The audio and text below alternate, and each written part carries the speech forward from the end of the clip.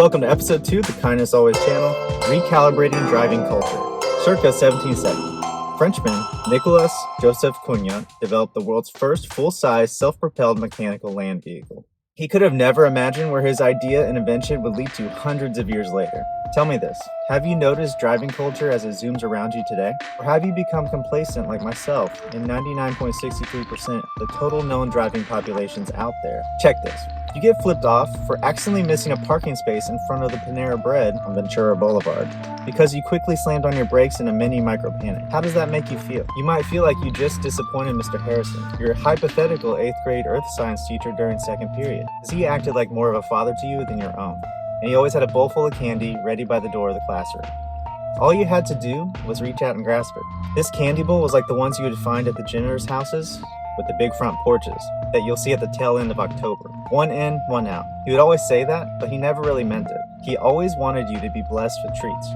On the other hand, maybe you find yourself instantly shrouded with an intense heat that feels as if it's starting to burn away at your subcutaneous tissue inside your face. Though understandable, it is important not to let the heat devour you. Regain your composure, 10 and 2, focus on the road. No matter what your reaction is to the uncalled for blitzkrieg gestures of others, it is clear that a positive change in the attitudes of those who find themselves in the realm of driving is entirely overdue.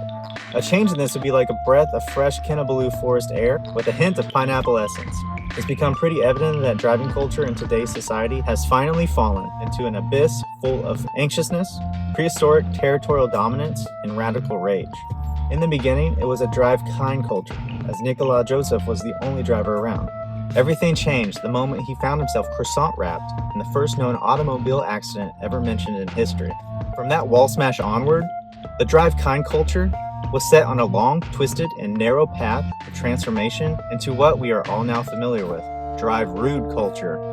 With a recent decline in the average amount of daily motor vehicles on the roadways, now is the time to jump on board and buckle up in this vision of the future. At this point, you might be saying, Robbie, I'm intrigued. Please tell me more. Gladly. We need to find ourselves back to the way of a drive-kind culture, plain bagel and simple. This vision involves every vehicle out there, and those vehicles that haven't even been manufactured yet. All you need is a slight modification applied to the vehicle you currently own, renting, are leasing, or borrowing from someone like your step-uncle Chuck. This vehicle is piloted by a caring, compassionate, and respectful defensive driver. You see, the cars have never been the issue. It's the people inside the cars that are promoting drive-rude culture. When the drive-kind-driver is on the receiving end of the one-finger salute, this driver calmly holds out a proud thumbs up while displaying an ever-so-benevolent smile. When the drive-kind-driver is behind another vehicle, this driver ensures to follow the 2-second rule.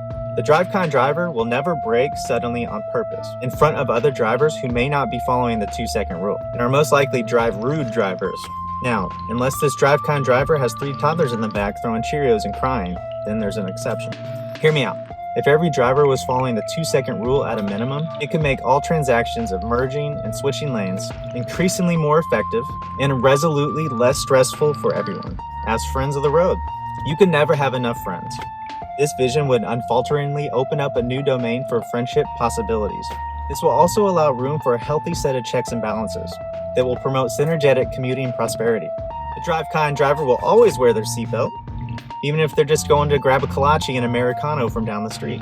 The list can go on and on. Don't use your cell phone, don't speed, don't throw your large 44-ounce fountain drink out the window. It is an almost certainty that the drive-rude driver is doing the complete opposite of what the National Safety Council recommends in their safe driving toolkit. You might be looking at me now and saying to yourself, Robbie, I think I might be a drive-rude driver. You might be feeling unsure of what the next steps are to change your ways. You long to be back on smooth road again. You desire to be a drive-kind driver. I encourage you to reflect on your driving habits and think of ways that you can express kindness on the roads. Encourage others to join you in your positive and fulfilling transformation from rude driving to kind driving. Let's work together to change this drive-rude culture back to the way it began, as a drive-kind culture. Please like, subscribe, and share this message. Help spread this movement. Together, we can recalibrate our driving culture. Comment down below drive-rude driver behavior that you have experienced. Be sure to include ways you can showcase drive-kind driver qualities out there on the open road. Thank you for watching. Drive safe and shine bright.